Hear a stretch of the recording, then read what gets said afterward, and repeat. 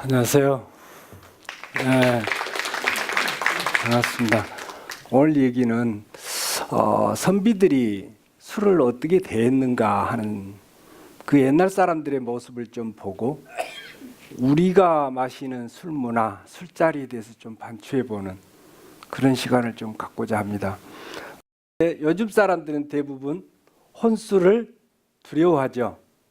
그리고 지금 혼술을 하는 사람들은 아주 젊은 층에서만 개성이 강하고 다양한 기호를 갖고 있는 사람들 사이에서 일어나는 문화라고만 사실상 생각을 하거든요. 그런데 옛날 분들의 술자리는 사실상 독작이 더 훨씬 더 많았습니다. 좋게 말하면 우리 문화로 말하면 독작이라고 그러죠. 그리고 독작하는 것을 여러분들은 거의 기피하는 연령층에 속하지 않을까 생각합니다. 혼자 마시면 저 사람 뭔 일 있지 않을까, 주변 사람이 뭐라고 얘기할까 두려워서 혼자 술집에 못 갑니다. 또 혼자 술 마시는 것을 두려워하죠. 그래서 꼭 지금 친구 불러다가 같이 마주 주거니 받거니에서 수작이라고 하는, 우리의 술 문화는 수작이라고 하는, 수작 문화라고 하는 것을 당연시 그렇게 해왔습니다. 그런데 사실 옛날 분들은 그렇지 않았다는 거죠. 진짜 술 마시는 음주의 매력은 독작에 있었습니다. 예. 우선 혼술에 대한 사회적인 배경을 좀 보면요, 여러분들 요즘 이제 자주 나오니까 보십시오. 저도 조사하면서 깜짝 놀랐습니다. 혼술을 마시는 사람이 520만 명이 넘었다는 것입니다. 그런데 이 인구 증가는 점점 더 확산돼 갈 거라는 것이죠. 혼자 사는 가구가 그만큼 늘었다는 뜻이기도 하겠죠. 그런데 이제 이것은 어떤 개인적인 사유도 있고 사회적인 여러 가지 영향도 있습니다. 그런데 이 혼술의 배경은, 혼밥의 배경은 자기 주장이 이제 뚜렷해졌다는 것입니다. 주변을 의식하지 않고 자기 생각을 말할 수 있는 사람들이 그만큼 많아졌다는 뜻이겠죠. 이걸 선의적으로 해석하면 요즘 젊은이들을 그렇게 걱정 안 해도 된다 하는 생각을 갖습니다. 요새 애들이 우리들 기성세대들 생각하고 조금 동떨어지면 무척 걱정을 많이 하죠. 저 자식 어떻게 저렇게 나중에 살아갈까 하고 부모나 주변의 어른들의 뜻에 맞게끔 따라오도록 그렇게 강요를 하거나 요구를 하게 되는데, 요즘 젊은이들은 그렇지 않잖아요. 분명히 자기 주장이 있다니까요. 이게 현실인 이상은 그냥 자연스럽게 순응하는 것도, 거기에 또 따라가는 것도 맞다고 생각을 하고요. 이게 다른 의미에서 보면 이게 전부 이제 개성이 강해지면서 다른 사람들 시선을 의식하지 않으려고 하는, 의식하지 않는다고 하는 거예요. 그것은 자기 스스로한테 편해지자고 하는 것입니다. 자기 스스로를 더 존중한다는 의미가 있다고 봅니다. 왜 자꾸 주변에 눈치 보고 자기가 하고 싶은 것을 다 하지 못해서 나중에 후회하고 이러느니보다는 당당하게 행동하려고 하는 그런 젊은이들의 자의식을 볼 수 있다고 하는 것입니다. 제가 오늘 자료에만 발췌해 놓은 자료에서만 공통적으로 찾아지는 것들을 여기에 표시를 했습니다. 혼자 술을 언제 마시는가 하고 봤단 말이에요. 그런데 의외로 명절이 더 많았습니다. 이상하죠? 평상시 때는 사람들을 자주 만날 수 있게 되는데 명절 때는 오히려 가족들하고만 이렇게 모이게 되는, 집안에 머물러 있는 시기가 많다 보니까 자기하고 술을 대작해 줄 수 있는 사람이 사실상 없었던 거죠. 그래서 술 마시는 정월 설날도 있고요, 정월 대보름날도 있고요, 한식날도 있고, 청명날도 있고, 삼진날이 있고, 산원날이 있고, 유도, 복날, 추석, 중구, 섣달, 금음이 이렇게 되는데, 결국은 이 중에서 가장 술을, 옛날 선비들이 술 마시는 시기로 가장 선호했던 게 단오하고 중구입니다. 옛날 우리 조상들, 우리 어른들, 선비들이 술자리 가졌던 것을 소위 풍류라고 하는데, 풍류라고 하는 것은 소위 멋있다, 멋을 안다는 뜻입니다. 그래서 이런 문화는 소위 풍류 음악이라고 하는 것을 탄생시키게 되고요. 술자리에서 있었던 일이 음악 장르를, 풍류 음악이라고 하는 장르를 만들어내고, 문인화라고 하는, 이것을 문인화라고 하는데요. 이 문인화의 양식까지도 만들어내는, 그럼 술 문화가 전혀 음악하고 그림이라고 하는 전혀 다른 문화를 양산해내는 모태가 되는 거죠. 예, 이게 멋있는 술자리가 아닌가 생각이 되집니다. 어떻든 젤로 풍류 가운데 대표적인 작품으로 이 작품을 듭니다. 이게 안민영의 작품입니다. 술자리에 백화방초 봄바람을 사람마다 즐길 적에 동등고이서소하고 임청류 부이시로다 우리도 기라군 거느리고 탑청등고 하리라. 이게 이제 구론의 기거래사 대목의 일부를 끌어들여서 작품으로 남기는 건데 이게 조선시대를 풍미하는 대표적인 풍류시의 시 중에 하나로 꼽히고 있습니다. 어떻든 이게 이제 이 내용을 보면 마치 신윤복이 그렸던 주의청강이라는 작품하고 가장 잘 어울리는 작품이 아닌가 싶을 정도로 배경이 아주 맞아떨어집니다. 그런데 실상 이 시 내용은 대구 기생 계월이라고 하는 그러니까 전국의 유명한 기생들을 다 초청해서 행사를 이 풍류를 가졌는데 그 여러 기생들 중에 대구 기생 하나를 두고 썼던 시라고 합니다. 이게 기라군이 비단 옷을 입은 처녀를 가리키는 거거든요. 자, 이제 대표적으로 여러분들이 많이 아시는 시인 중에 이색이라고 하는 분 아시죠? 목은 이색. 이색도 설날 이틀 후에 혼자 술 마시면서 썼습니다.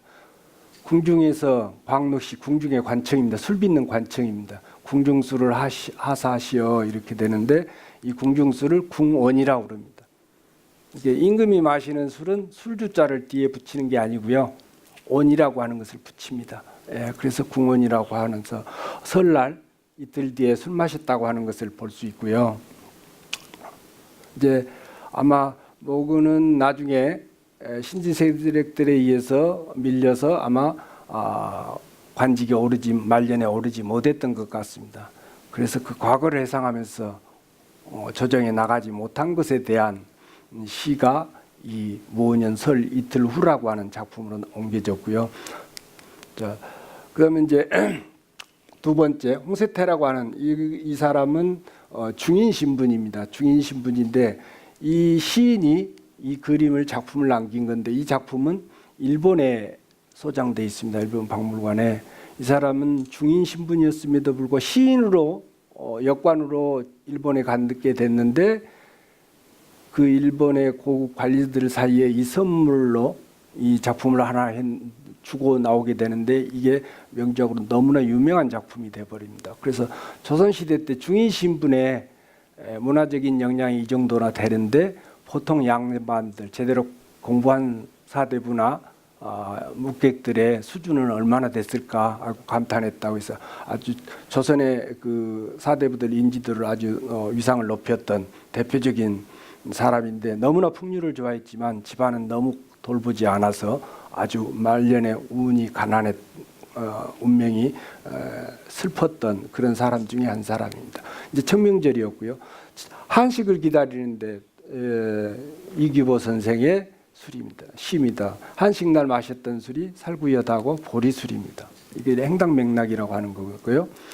이 사진은 쌍계사 입구에서 저희들이 가졌던 거리에서 그 즉석에서 펼치는 풍류 술자리였습니다. 이게 비비행화우 이런 말들을 쓰거든요. 그러니까 살구꽃이 바람에 떨어지는데 마치 비가 오는 것 같아서 나뭇가지가 안 보일 정도로 꽃잎이 떨어지는 그 아래서 술 마시는 풍치를 옛날 사람들은 즐겼다는 거죠. 그것을 재현하기 위해서 거리에서 즉석에서 벌렸던 술자리였는데 춤꾼도 오고 술도 있고 노래꾼도 있고 그런데 그 찾아오시는 분들이 이렇게 자리에서 같이 풍류를 즐기는 그런 자리였습니다. 다음에 이제 이거 다시 삼진날인데요. 신광환이라는 사람이 쓴 시 중에 3월 삼진날, 9월 9일날 매번 모임을 갖는다는 얘기죠. 근데 이때 마시는 술이 3월 삼진날 마시는 술이 맑은 술두루미에 흰 거품이 난다는 뜻인데 이것을 청존부 이랬습니다. 이것은 이제 맑은 술에 식혜처럼 밥알이 동동 뜬 것을 부백음이라고 합니다. 부백이란 요즘 우리말로 표현하면 동동주입니다. 예, 그러니까 밥알이 떠 있는 동동주를 마셨다는 것이 삼진날 술이라는 것을 우선 알 수 있겠고요. 이것은 역시 삼진날 그 자리에서 저희들이 운영하고 있는 내외주가에서 풍류객들, 가객들 불러다가 풍류를 참여시키고 체험을 하게끔 해서 자기가 사는 위치로 돌아가서 저 문화를 확산시켜 가자고 하는 그런 운동에서 지금 전개하고 있는 장면 중에 하나입니다. 이제 정몽주 선생이 둔촌 이 집을 생각하면서 쓴 시라고 합니다. 둔색은 색을 피할 수 있으니 이제 속세에 물들지 않는 사람이란 뜻이죠. 근데 이제 단오날이 돼서 5월이 됐으니까 5월달에 마시는 창포주를 가지고 와서 같이 취하고 읊고 싶다, 읊조리고 싶다 하는 내용입니다. 자, 단오날입니다. 기대승 선생은 잘 아시죠? 여기 도산 서원의 태계 선생하고 같이 문화에 들어서 술을 학문을 배웠지만 태계 선생이 동료로 인식해 줬다는 그 정도로 명성이 높았던 유학자죠. 이 사람들이 쓴 시가 단오날 마시는 창포주에 대한 얘기 나오고 이 창포주를 임금이 하사해서 신하들한테 베풀었다는 뜻입니다. 그래서 이 창포주를 임금이 내려줬는데 그 술을 궁호라고 하는 거죠. 그러니까 임금이 하사해서 단오날 술을 마시는데 궁중술이만큼 특이한 향취가 있다 이렇게 써놓은 것입니다. 자, 그다음에요. 이제 소세양 아시죠? 소세양이라고 하는 중국에까지 문명을 떨쳤던 유명한 시인입니다. 이 사람이 이제 쓴 단오날 시인데 아까 앞서 창포주는 술을 빚을 때 창포를 직접 넣어서 빚습니다. 그런 창포주가 되는 거고요. 창포주가 없을 때 단오날이 됐는데 창포주를 빚어 놓지 못했으면 그 자리에서 술을 마시면서 바로 그 자리에서 창포잎을 뜯어다 장도를 가지고 머리카락처럼 가늘게 썹니다. 창포를. 그래서 술자리에 띄우면 바로 술에 창포 향이 우러나서 이게 이제 창포주가 되집니다. 이제 즉석의 현장에서 마시는 창포주인데 그 얘기를 지금 담고 있습니다. 그러니까 단오날 창포주를 즐기는 문화가 있는데 창포주가 없는 경우에는 어떻게 창포주를 마셨는가에 대한 얘기도 있는 거죠. 그다음에 이제 이때 씨름하고 그네뛰고 그다음에 문에 쑥 애호라고 해서 인형 모양의 쑥으로 사람 인형 만들어서 매달아 놓고 하는 단오날 풍습을 그대로 볼 수 있는 거죠. 그다음에 또 다시 이제 2세기 유둔날 선비들이 술을 마시는데 유둔날 이제 술 모여서 술 마셨다고 하는 내용을 읊은 시입니다. 이게 이제 유둔날 아까 단오날은 창포주가 주제였다고 한다면 유둔날에는 주기업주라고 하는 술입니다. 이건 술 이름은 주기업인데 술에는 대나무 이파리가 들어가지 않습니다. 물을 적게 넣고 찹쌀을 곱게 빚으면 술 빛깔이 마치 푸른 대나무 이파리 같이 생긴다고 해서 술 빛깔이는데 이건 아주 고급 술이고요. 이 술은 궁중술이기도 합니다. 임금이 신하들한테 유둔날 되면 하사했던 술이기도 합니다. 그러니까 이제 궁중술의 품질 정도를 예측해 볼 수 있는 그런 의미에서 제가 이 시를 발췌를 했는데요. 유명했던 술입니다. 여기에 이제 곁들여 먹는 음식이 설병하고 빙장입니다. 경단처럼 만들었고 꿀물에서 타서 먹는 떡 있죠. 술 음식 그게 우리 설병입니다. 자, 그다음에요. 아까 이제 정몽주 선생은 이 집을 두고 썼는데 이 집 선생이 쓰는 시는 이렇습니다.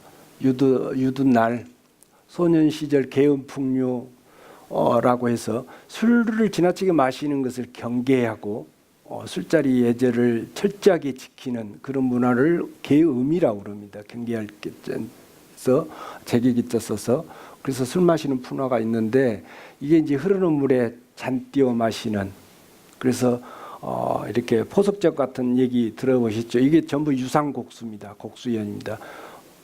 여름이니까 술을 차게 찬물에 담가서 차게 시원하게 마시자고 하는 것도 있지만은 멋있게 술잔을 돌려가면서 자기 앞자리에 술잔이 돌아올 때까지 시 한 수를 지어서 낭송을 하고 시를 짓지 못하면 벌주로 술을 석 잔 마시고 이렇게 되는 거죠. 이제 이게 곡수연의 대표적인 것입니다. 그다음에 이제 복날. 이 이진망이라는 사람은 영조 대왕의 스승이었죠. 그래서 영조가 죽을 때까지 스승의 예우를 했던 사람입니다. 이진망이. 이 사람도 이제 왕이 특별하게 대우를 했기 때문에 이 술을 임금이 하사한 술이 이 홍로주라는 술입니다. 조금 고급의 궁중의 홍로주고 좀 대중적으로 많이 마셨던 술이 진도의 홍주입니다. 그런 의미에서 이제 홍로주도 중국에서 대궐에서 마셨던 술인데 아까 말씀드렸던 홍로주라고 하지 않습니다. 내국 홍로 이렇게 부릅니다. 주자가 빠집니다. 그래서 복날 더울 때니까 이열치열의 문화가 있는 거죠. 더울 때 소주를 마셔야 되는 거죠. 더울 때는 막걸리 같은 술은 빨리 산패하니까 소주를 즐겨 마셨고, 북쪽에서는 추울 때 소주를 마셨고 남쪽에서는 더울 때 소주를 마셨던 이런 문화가 조금씩 다릅니다. 자, 그다음에 이제 김종직 전필제 김종직 선생의 시입니다. 그 중군날이 9월 9일 날이 아마 문정왕후 탄신일이었는데 그때 가지를 못하고 병이 있어서 가지를 못하고 출근을 못하고 집에서 뒹굴뒹굴하고 있으니까 마누라 눈치가 좀 보였던 것 같아요. 그 마누라가 가서 국화주를 사다가 석잔을 이렇게 한 잔씩 따라드리니까 마누라한테 잘 보이려고 그랬더니 아내는 참 훌륭한 여사이고 하는 칭송하는 대목이 이 시 가운데 나옵니다. 그래서 이걸 보면서 조선시대 때 양반들은 아내한테 참 엄격하고 말도 적고 애교도 부를 줄 모르는 그런 고정관념에서 상당히 벗어나는, 특히 우리가 알고 있는 전필제 김종직 선생에 대한 그 유학자로서 위상, 이걸 생각하면 이 양반이 정말 부인한테 이렇게 살뜰했을까, 아니면 제가 말씀드린 것처럼 나이 먹어가니까 이제 어쩔 수 없이 기가 꺾여서 부인의 눈치를 보는 그런 입장이었을까. 아마 여러분들이 교과서에서 배우셨을 겁니다. 최경창이라고 하는 시조시인, 유명했던 문장을 샀었던. 여기 이제 백주는 중양절 날이니까 9월 9일이겠죠. 중양절 날 주로 마시는 술이 어떤 술인가 보면 여기에서는 백주입니다. 이건 막걸리를 뜻합니다. 그러니까 양반들이었고 벼슬아치들이었음에도 불구하고 마시는 술은 사실상 백주였는데, 막걸리였는데, 여기 시에 나오죠. 오른손으로 백주 잡고 왼손에 황제를 잡았다는 얘기죠. 이게 노란 병아리를 얘기합니다. 그러면 백숙하고 막걸리가 제일 궁합이 잘 맞는 안주입니다, 사실상. 네. 자, 중국에 저는 조선시대 때 선비들, 풍류, 아까 뭐 정몽주, 김종직, 이색 여러 선비들의 작품을 봤는데 이 작품 이상 나는 명시가 없다고 하는 생각을 가졌습니다. 굳이 길게 설명할 것도 없이 아주 두 줄로 간단한 거죠. 자, 집이 가난해서 축엽주는 없지만 이런 국화까지는 어찌해야 되나. 중국화돼서 국화꽃이 피었는데 이 꽃을 따서 띄울 술이 없다는 뜻이죠. 그런데 여기서 이제 축엽주는 더더욱이 당시에 명주였으니까, 임금이 마시는 명주였으니까 이런 술은 없지만 국화 피었으니까 이게 국화 꺾어서 꽃잎 따서 술잔에 띄워서 국화음을 그 국화주를 마시는 술자리를 국화음이라고 합니다. 이 국화음을 하고 싶다는, 더 이상 수식이 필요 없을 정도로 아주 간결하면서도 한없이 생각하게 하는 명작품이 아닌가 싶은데, 이 사람은 정작 널리 알려지지 않은 시인이기도 합니다. 예. 자, 서거정의 시입니다. 자, 아까 여기 초화주가 나옵니다. 여기 경북 영양 지방의 초화주, 그 초화주입니다. 초화라고는 산초하고 꽃이 들어가는 술인데 이게 이제 귀한 술이었단 말이죠. 그래서 없다는 뜻이 되고요. 대신 초화주 대신에 여기도 역시 잣나무 이파리하고, 이게 잣나무 이파리입니다. 이게 후추고요. 잣나무 이파리만 띄우면 백엽주가 되고, 아까 창포만 띄우면 창포주가 되듯이 잣나무 이파리를 띄우면 백엽주가 되고, 후추하고 같이 띄우게 되면 초백주가 되집니다. 그럼 이제 잣나무 이파리가 아닌 후추만 띄우면 이게 초주가 되집니다. 이건 다분히 현장성이 있는 것인데 그때그때 재료에 어울리는 술을 만들어서 그 자리에서 이벤트성으로 이렇게 마셨던 문화가 당시 사대부들 귀족들 문화였는데 이 문화는 그대로 궁중에서도 행해졌던 거고 이런 술들은 설날이나 왕의 생신날이나 이런 날에 들어가서 사대부들이 신하들이 입궐해서 할애를 드리면 임금이 전부 술을 한 잔씩 하사를 하게 되는데 그것을 선온이라고 합니다. 베풀선 술빚을 온. 그래서 임금이 내리는 술을 선온한다 이렇게 얘기를 합니다. 네. 제가 이제 드리고 싶은 말은 그렇습니다. 술이 진정으로 생활의 활력소가 되고 건강에 약이 되는 그런 음식물로 다가오게 되지면 술을 신성한 음식으로 귀한 음식으로 여길 것이라고 생각을 합니다. 제가 드릴 말씀은 여기까지입니다. 감사합니다.